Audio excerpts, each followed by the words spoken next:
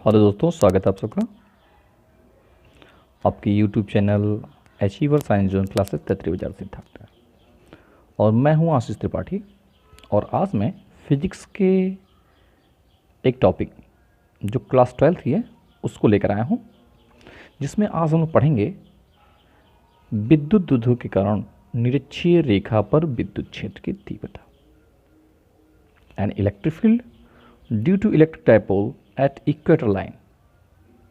लेकिन इसको पढ़ने से पहले हम लोग विद्युत द्विध्रुव से जुड़ी सारी जानकारियाँ समझते हैं। विद्युत द्विध्रुव के बारे में हमने पीछे वीडियो में बनाया है, उसमें सारी जानकारियाँ समझाई आपको, लेकिन फिर भी समझते हैं। द्विध्रुव एक ऐसा निकाय होता है जिसमें दो आवेश होते हैं, दोनों के परिमाण समान होते हैं। तो एक आवेश अगर प्लस क्यू है तो एक आवेश माइनस क्यू होगा, और दोनों के बीच की दूरी बहुत ही अल्प होती है। तो कह सकते हैं कि अगर एक प्लस आवेश और एक माइनस आवेश दोनों के परिमाण समान हो, अगर दोनों को अल्प दूरी पर रख दिया जाए तो एक सिस्टम बन जाते हैं, और उसी सिस्टम को हम लोग विद्युत द्विध्रुव कहते हैं। इस द्विध्रुव का टोटल आवेश यानी इस सिस्टम का टोटल आवेश, कुल आवेश शून्य होता है। और विद्युत क्षेत्र की तीव्रता का फॉर्मूला होता है 1/4 पाई एप्सिलॉन नॉट Q/r²। अगर टोटल आवेश Q 0 है तो तीव्रता भी शून्य होगी। लेकिन मैंने वीडियो में आपको समझाया है कि द्विध्रुव एक ऐसा सिस्टम है जिसका टोटल आवेश शून्य होता है, परंतु उसके द्वारा उत्पन्न विद्युत क्षेत्र की तीव्रता कभी शून्य नहीं होती है। तो द्विध्रुव के कारण विद्युत क्षेत्र की तीव्रता ज्ञात कर सकते हैं, लेकिन इसमें भी 3 स्थितियां हैं। किसी भी द्विध्रुव के कारण आप कितने कंडीशन में विद्युत क्षेत्र की तीव्रता ज्ञात कर सकते हो। पहला है, अगर हम लोग द्विध्रुव के दोनों आवेशों को मिलाते हुए एक रेखा खींचते हैं, तो ये जो रेखा होती है इसको बोलते हैं अक्ष, द्विध्रुव का अक्ष। और इसके मिड पॉइंट से इस रेखा यानी अक्ष के लंबवत एक रेखा खींच दें तो इसको बोलते हैं निरक्षीय रेखा, इक्वेटर। अब इस द्विध्रुव के कारण हम तीव्रता कहां कहां ज्ञात कर सकते हैं।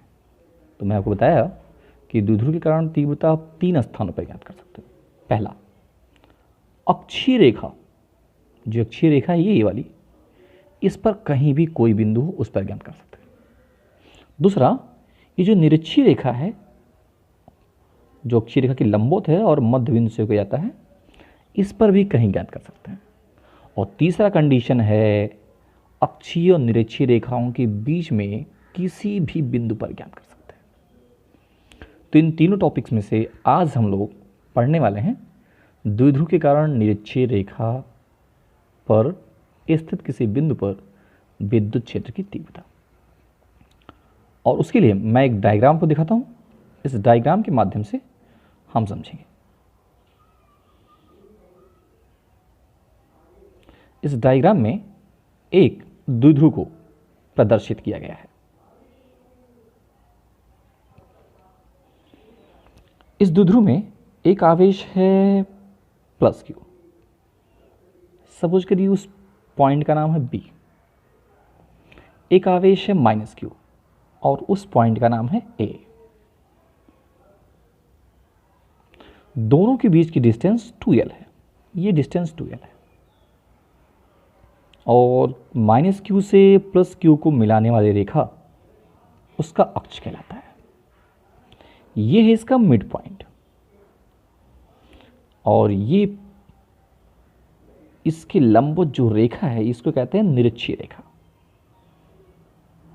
अगर मैं इस पॉइंट का नाम O लिख दूं तो OP निरक्षीय रेखा है और AB अक्षीय रेखा है। AB अक्षीय है और OP निरक्षीय रेखा है। तो हमको इसी निरक्षीय रेखा पर विद्युत क्षेत्र की तीव्रता ज्ञात करनी है इस डायपोल के कारण।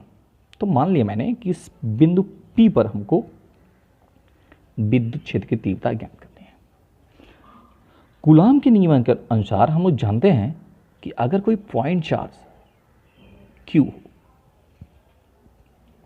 उससे r दूरी पर कहीं भी किसी बिंदु पर विद्युत क्षेत्र की तीव्रता अगर ज्ञात करनी है तो तीव्रता का फॉर्मूला होता है E equal 1/4 pi epsilon nought Q by R square. यानी किसी बिंदु पर विद्युत क्षेत्र की तीव्रता अगर ज्ञात करनी है तो उसके लिए पॉइंट चार्ज चाहिए और उस पॉइंट चार्ज से उसकी दूरी चाहिए, और जितने पॉइंट चार्ज होंगे उतनी तीव्रताएं उस बिंदु पर उत्पन्न होंगी और सबका परिणामी विद्युत क्षेत्र की तीव्रता कहलाएगी। चूंकि द्विध्रुव में दो आवेश हैं, एक प्लस Q और एक माइनस Q, तो मैंने मान लिया कि प्लस Q के कारण जो P बिंदु है वहां उत्पन्न विद्युत क्षेत्र की तीव्रता का परिमाण E1 है। विद्युत क्षेत्र की तीव्रता E1 वेक्टर है और उसका परिमाण E1 है। और जो माइनस Q है, उसके कारण P बिंदु पर उत्पन्न तीव्रता का परिमाण E2 है। और फिगर में क्लियर है कि माइनस Q से प्लस Q की दूरी, टू एल है, यानी ये और ये L होगा, और इस मिड पॉइंट से P की दूरी R है। तो कुछ फिगर इस तरह से बनता है, ये है आपका L, ये पॉइंट A, ये O और ये P, और ये है R, जिसमें से AP हाइपोटेनियस कर्ण होगा, और कर्ण की value R square plus L square होगी। यानी आप कह सकते हो कि माइनस Q हो या प्लस Q हो, दोनों आवेशों से P बिंदु की दूरी under root R square plus L square होगी। तो हम लोग प्लस Q आवेश के लिए भी और माइनस Q आवेश के लिए अगर तीव्रता निकालें तो चूंकि दोनों के परिमाण समान हैं, दोनों की तीव्रताएं समान हैं, तो दोनों के तीव्रताएं समान के परिमाण भी समान होंगे, और वैल्यू होगी 1/4 pi epsilon nought Q upon under root R square plus L square का होल स्क्वायर, जिससे होल स्क्वायर कैंसिल हो जाएगा और कुछ इस तरह मिल जाएगा E1 equal E2 equal 1/4 pi epsilon nought Q upon R square plus L square. तो हमने समझा कि प्लस Q हो या माइनस Q हो, दोनों आवेशों की दूरियां P बिंदु के लिए समान है और दोनों आवेशों का परिमाण भी समान है, अतः दोनों के कारण उत्पन्न विद्युत क्षेत्र की तीव्रता E1 और E2 के परिमाण भी समान होंगे, जिसकी value 1/4 pi epsilon nought Q upon R square plus L square होगी। लेकिन इनकी दिशा समान नहीं है। अब अगर हमने मान लिया कि प्लस Q हो या माइनस Q हो, उससे P बिंदु को मिलाने वाली रेखा द्वारा क्षैतिज से बनाया गया कोण थीटा हो, यानी ये एंगल या ए एंगल, ये दोनों थीटा हो। तो अगर ये दोनों एंगल थीटा हैं तो यहां P बिंदु पर प्लस Q आवेश के कारण उत्पन्न विद्युत क्षेत्र की तीव्रता E1 की दिशा ये BP है, यानी B से P की ओर होगी, B से P की ओर, और माइनस Q के कारण उत्पन्न विद्युत क्षेत्र की तीव्रता अगर ये A पॉइंट है तो P से A की ओर होगी। अब इस फिगर में क्लियर है E1 की दिशा ऊपर की ओर और E2 की दिशा नीचे की ओर है, और ये है क्षैतिज लाइन, तो ये भी और ये दोनों एंगल थीटा होंगे। अब कैसे थीटा होंगे? ये रेखा और ये रेखा समांतर है और ये एक तिर्यक रेखा है, उसको काटती है। और प्रमेय के अनुसार अगर दो समांतर रेखाओं को कोई तिर्यक रेखा काटती है तो उनके संगत कोण आपस में बराबर होते हैं। तो अगर ये थीटा है तो ये भी थीटा होगा। तो ये थीटा हो गया, क्लियर हो गया। ऐसे ही कि अगर दो समांतर रेखाओं को अगर कोई तिर्यक रेखा काटती है तो उनके एकांतर कोण ये और ये भी बराबर होते हैं। तो ये थीटा है तो इसलिए ये भी थीटा होगा। अब इस डायग्राम में क्लियर है कि P पॉइंट पर एक तीव्रता इधर है E1 और एक तीव्रता इधर है E2। दोनों के बीच का angle theta plus theta mean क्या होगा, 2 थीटा होगा।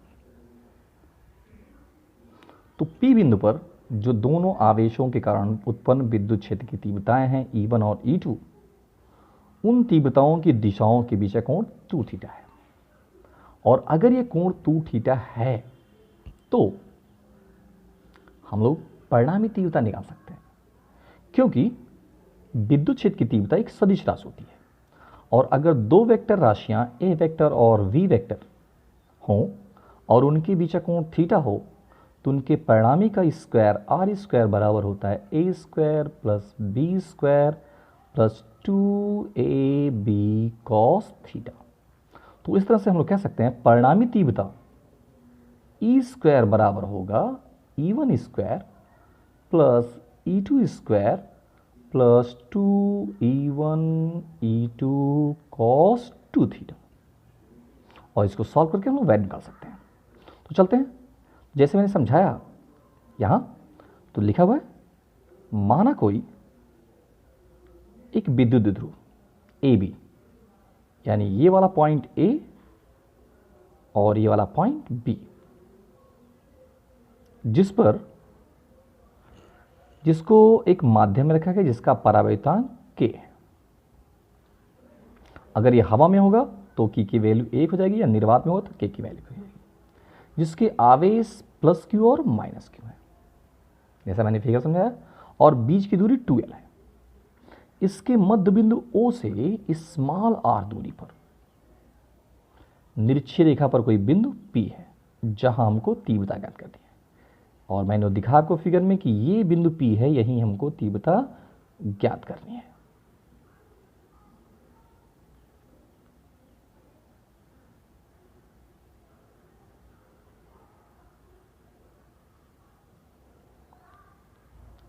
अब आगे चलते हैं। यदि हम मान लें कि प्लस Q आवेश और माइनस Q आवेश के कारण P बिंदु पर तीव्रताएं E1 और E2 हैं, यानी इनके परिमाण E1 और E2 हैं, तो प्रत्येक बिंदु से आवेशों की दूरी under root R square plus L square होगी, जैसे मैंने आपको फिगर में समझाया। क्योंकि ये डिस्टेंस है R और ये डिस्टेंस है L, तो ये confirm R square plus L square होगी। अब हम लोग पहले प्लस Q आवेश के कारण विद्युत क्षेत्र की तीव्रता निकालेंगे। तो मैंने आपको पहले बता दिया कि प्लस Q आवेश के कारण विद्युत क्षेत्र की तीव्रता E1 बराबर होगा 1/4 पाई एप्सिलॉन नॉट Q बटे R square plus L square, और इसकी दिशा B से P में होगी, जैसा ये लिखा हुआ है। E1 equal 1/4 pi epsilon not गुणे Q upon R square plus L square, और दिशा B से P की दिशा में ऊपर की ओर। फिर ऐसे ही माइनस Q आवेश के कारण उत्पन्न विद्युत क्षेत्र की तीव्रता, तो उसको भी लिख सकते हैं हम लोग कि E2 equal 1/4 pi epsilon nought Q upon R square plus L square. इसे यहाँ लिखा E2 equal 1/4 pi epsilon naught into Q upon R square plus L square, और इसकी दिशा P से A की ओर होगी, जैसा कि हमने फिगर में देखा है P से A की ओर, यानी P पॉइंट से नीचे की ओर E2 ये रेड वाला नीचे की ओर आ रहा है। अब दोनों, चूंकि दोनों तीव्रताएं के बीच का कोण 2 थीटा है और दोनों का परिमाण क्या है, समान है।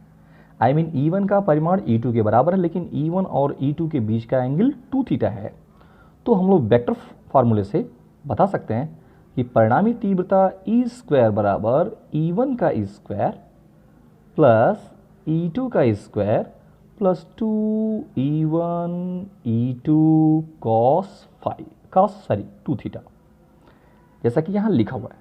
E1 ई स्क्वायर बराबर E1 square plus E2 square plus 2E1 E2 cos 2 theta. चूंकि हमने बताया परिभाषा में देखा कि डेरिवेशन में कि E1 बराबर E2 है, इसका मतलब जहाँ E2 है वहाँ आप E1 पुट कर सकते हो। तो इस E2 की जगह अगर मैं E1 पुट कर दूँ तो E1 स्क्वायर ये हो गया, और इस E2 की जगह भी अगर हम E1 पुट करें तो 2E1 स्क्वायर हो जाएगा, और ये आपका दूसरा लाइन मिल गया। अब ये E1 स्क्वायर और E1 स्क्वायर हो जाएगा 2E1 स्क्वायर, जो कि यहाँ लिख दिया हमने, और ये भी 2E स्क्वायर cos 2 थीटा है। दोनों में से E1 square 2E square common हो गया, तो मिला E square equal 2E1 square bracket में 1 प्लस cos 2 थीटा। अब ट्रिग्नोमेट्री में cos 2 थीटा का एक फॉर्मूला होता है, 2 cos स्क्वायर थीटा माइनस 1। अगर इस 1 को इधर ले आए, फॉर्मूला होता है cos 2 theta equal 2 cos square theta minus 1। अगर इस 1 को इधर ले आए तो 1 प्लस cos 2 थीटा इक्वल हो जाएगा 2 cos स्क्वायर थीटा, जो 1 प्लस cos 2 थीटा की जगह पर लिख दिया। इस तरह से हमको मिल गया इक्वेशन E स्क्वायर बराबर 2E1 square 2 cos square theta, और मल्टीप्लाई करने पर मिल गया E square equal 4E1 square cos square theta. और जब इसका दोनों साइड का वर्गमूल ले लिया, स्क्वायर रूट निकाला, तो E equal 2E1 cos theta हो गया। अब इसमें E1 की वैल्यू पुट किया और cos थीटा की, तो E1 और E2 की वैल्यू हम लोग ऊपर लिख चुके हैं। अब E बराबर हो जाएगा 2, और E1 की वैल्यू है 1/4 pi epsilon nought Q upon R square plus L square. ये तो हो गया E1 की वैल्यू। अब cos थीटा की वैल्यू कैसे निकालेंगे? तो उसी फिगर में मैंने आपको बताया कि ये नीचे वाला पोर्शन L है और ये R है, और ये एंगल है theta.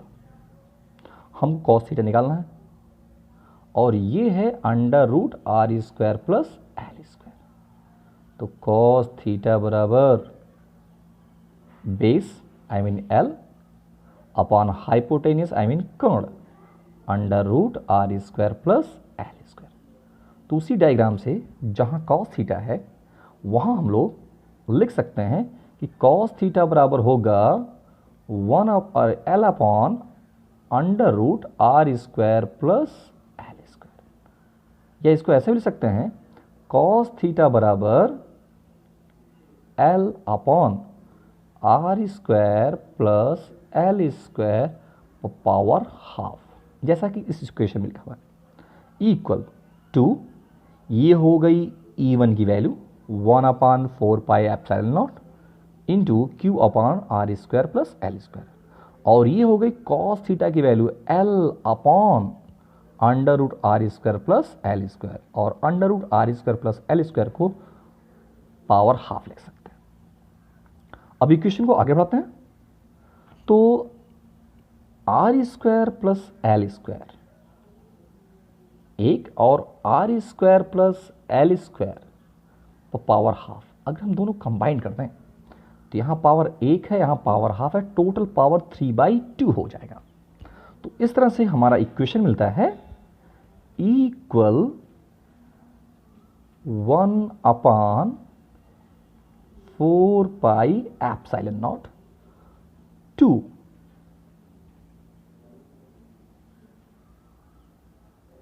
Equal 1/4 pi epsilon not 2QL upon R square plus L square पर 3/2, जैसा कि यहाँ लिखा हुआ है, जिसमें से Q इंटू 2L, ये वैल्यू P, जिसे हम लोग डाइपोल मोमेंट कहते हैं।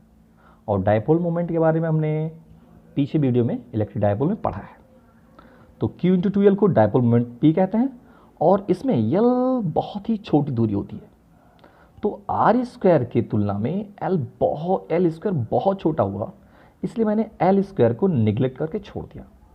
तो हमारा इक्वेशन मिल गया equal 1/4 pi epsilon not P upon R square पर 3/2। कैसे? इस इक्वेशन में L स्क्वायर गायब हो गया और Q इंटू 2L बराबर P हो गया। अब इक्वेशन कुछ मिल गई, जब इस तरह मिल गया तो इसको हम सॉल्व करेंगे। Equal 1/4 pi epsilon not P upon R square पर 3/2। तो 2 से 2 कैंसिल और बचा R3, और इस तरह से मिल गया हमको equal 1/4 pi epsilon not P upon R3।